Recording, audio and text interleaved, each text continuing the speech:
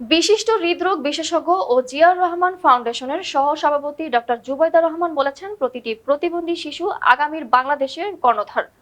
প্রতিবন্ধী শিশুদের জন্য সরকার সকল সুযোগ সুবিধা নিশ্চিত করতে অঙ্গীকারাবদ্ধ। প্রতিবন্ধীদের স্বাস্থ্যসেবা ও পুনর্বাসন কার্যক্রম উদ্বোধনকালে ডক্টর জুবাইদা রহমান আজ এসব কথা বলেন। তিনি বলেন, সকলের সমন্বিত সহযোগিতার মাধ্যমে প্রতিবন্ধীদের স্বাভাবিক শিশুর মতো বড় করতে কাজ করবে সরকার। অনুষ্ঠানে উপস্থিত ছিলেন স্বাস্থ্য ও পরিবার কল্যাণ মন্ত্রণালয়ের প্রতিমন্ত্রী ডক্টর এম.এ. মোহিত, স্থানীয় সরকার মন্ত্রণালয়ের প্রতিমন্ত্রী মীর শাহের আলম, সমাজ কল্যাণ মন্ত্রণালয়ের প্রতিমন্ত্রী ফারজানা শারমিন, পরিকল্পনা মন্ত্রণালয়ের প্রতিমন্ত্রী জুনায়েদ সাকি, ঢাকা উত্তর সিটি কর্পোরেশন প্রশাসক শফিকুল ইসলাম মিল্টন, স্বাস্থ্য ও পরিবার কল্যাণ মন্ত্রণালয়ের সচিব মোহাম্মদ কামরুজ্জামান চৌধুরী, স্বাস্থ্য অধিদপ্তরের মহাপরিচালক অধ্যাপক ডক্টর প্রভাত চন্দ্র বিশ্বাস, ইউনিসেফের প্রতিনিধি স্টিফেন গোওয়াওয়া।